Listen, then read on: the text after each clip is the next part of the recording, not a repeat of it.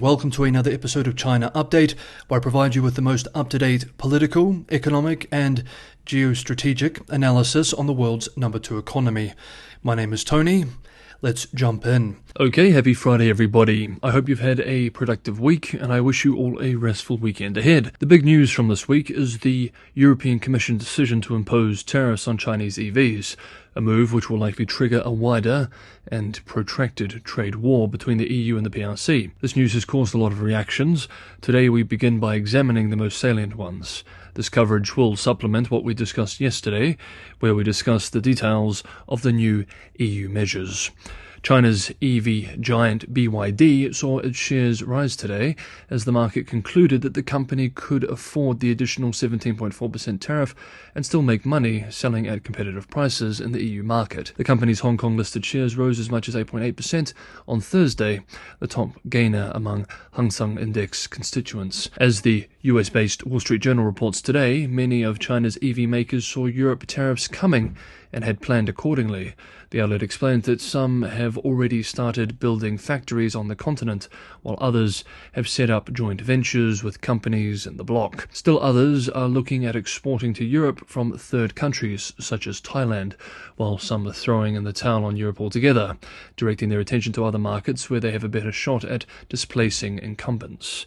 Yesterday, the PRC Commerce Ministry expressed that Chinese firms reserve the right to submit applications to prompt anti-subsidy and anti-dumping inquiries into European dairy and pork imports. Soon after, state-run Global Times tweeted that, quote, relevant Chinese industries have formally filed an application to competent authorities to launch an anti-dumping investigation into imports of certain pork from the EU, end quote. Ding Yifan, a Europe specialist from the Chinese State Council's Development Research Center, said China had prepared retaliation against the EU tariffs in, quote, various aspects, end quote, including targeting European vehicles, luxury goods and agricultural products, expressing, quote, of course there are plans and preparations. How much have our interests been harmed by your tariffs?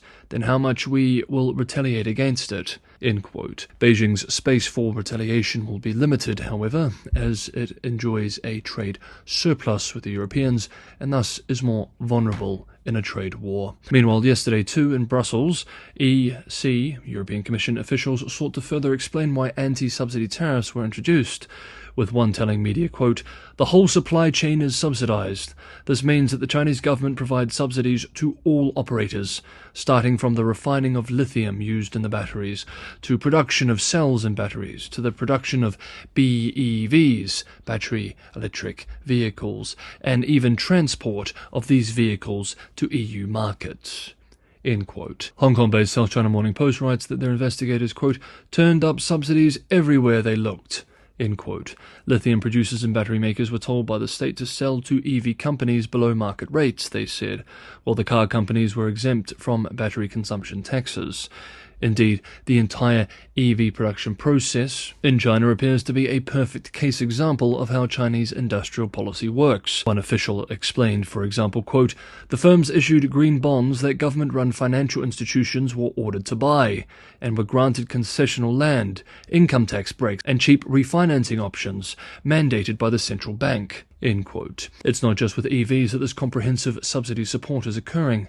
And as such, the French finance minister called on the EU this week to take measures to deal with Chinese overcapacity in other industries, expressing yesterday, quote, if Europe doesn't show its teeth on trade, we'll end up thinking the European market is just a giant shopping mall.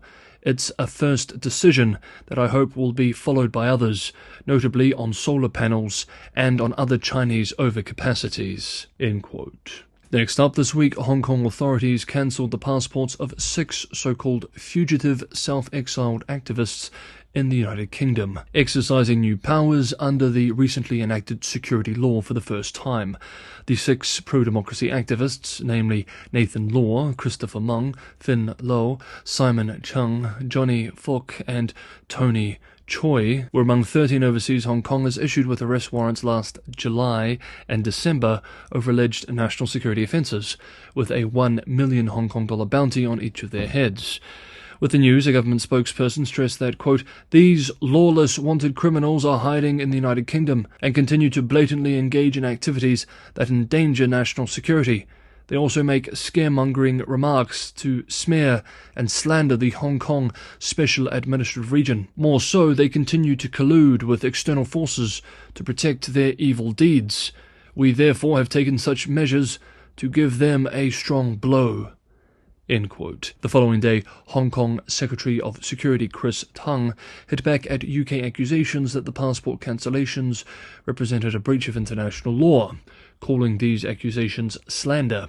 He also took the occasion to criticise the UK for the arrest of 3 people linked to a Hong Kong government trade office in London under a British national security law, calling the case fabricated.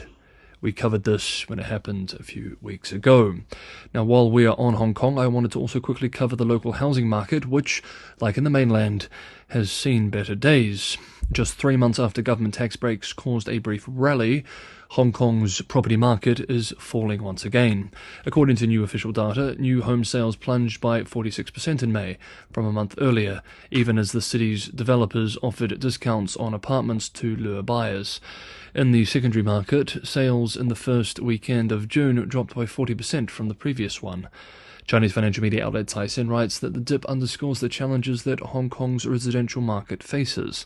Quote, "It's a reversal of the 3-year high transactions seen in March after the government removed all buying curbs to aid the sector." End quote. Analysts have laid the poor performance at the feet of a weak economy, the political environment, and high interest rates.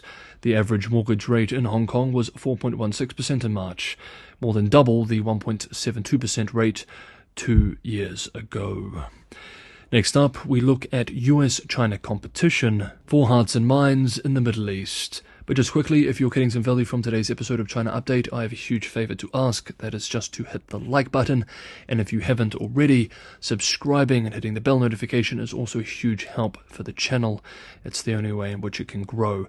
Patreon and Buy Me a Coffee links are also in the description below. I also want to take this opportunity to once again thank you all, the audience, for being so supportive when I discussed the possibility of increasing sponsored features from 2 a month to 2 to 4 a month. The channel is currently making this transition, and it should help keep the channel financially sustainable and allow me to continue making these episodes every day. This week, on Monday, the sponsored feature was for a company called DeFi Technologies, and actually, since that sponsored feature on Monday, the stock price for that company has increased by over 50%. So congratulations to those viewers who introduced DeFi Technologies to their investment portfolio after watching Monday's sponsored feature. Okay, let's continue with the episode. New polling from Middle East Quantitative Research Institute Arab Barometer suggests that China has been a major beneficiary of the Israel-Hamas war, to the detriment of the United States in terms of reputation in the Arab world. Surveys conducted in 5 countries in late 2023 and early 2024 show the United States' standing among Arab citizens has declined dramatically. To quote some of the report, quote, "Perhaps even more surprising, the surveys also made it clear that the United States' loss has been China's gain. Arab citizens' views of China have warmed in our recent surveys, reversing a half-decade trend of weakening support for China in the Arab world. When asked if China has undertaken serious efforts to protect Palestinian rights, however, few respondents agreed. This result suggests that Arab views reflect a profound dissatisfaction with the United States rather than specific support for Chinese policies toward Gaza." End quote. In a report accompanying the survey in Foreign Affairs called "America is Losing the Arab World and China is Reaping the Benefits," the authors argue that, despite offering limited material and rhetorical support for Gaza, quote, "China has been the primary beneficiary of the United States' decline in reputation among Arab publics. When asked whether US or Chinese policies are better for their region's security, respondents in 3 of the 5 countries we surveyed after October 7th said they preferred China's approach. China's actual presence in the region has in fact been minimal, with its engagement focused mostly on economic deals through its Belt and Road Initiative." End quote. But this presents a strange paradox. The survey findings suggest the preference is for China's light touch in the region. However, the region also needs US hard power to operate in the first place. Indeed, this week, Lauren Barney, a 2023 National Security Fellow at the Foundation for Defense of Democracy and Program Specialist at the US State Department's China Coordination Office, and Aaron Glasserman, an Academy Scholar at the Harvard Academy for International and Area Studies and a China Fellow at the Wilson Center, penned a piece called "China's Do-Nothing Strategy in the Middle East. Beijing needs a safe Red Sea, but wants Washington to deliver it." Let's end today's video by examining some of the piece, which we're now quoting selected excerpts from directly. In line with their view that American power is declining, Chinese leaders will continue to score easy diplomatic points in the Middle East where they can.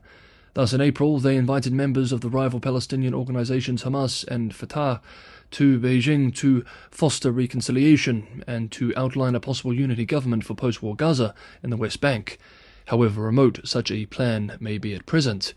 Ultimately, China seeks in the Middle East what it is seeking elsewhere: to expand its trade ties, diversify its sources of energy and food imports, and assert its growing influence as a great power, all while avoiding military entanglements.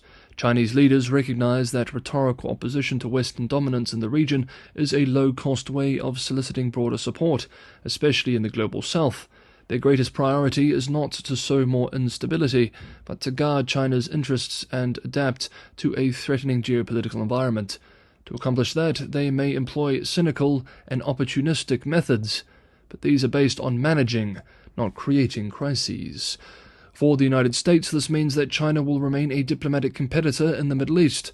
Washington should expect Beijing to continue to decry American hegemony and cast itself as a more benign and constructive great power, but contentious rhetoric should not deter US policymakers from recognizing that China's real interests lie in staying out of conflict and extracting what gains it can, leaving the responsibility of restoring national stability to other countries. China won't be willing to lay much on the line for peace, but it won't stymie the process either. Here ends the direct quote and today's episode of China Update. Thank you so much, everybody, for watching. Have a great Friday, have a lovely and restful weekend, and I will see you all tomorrow.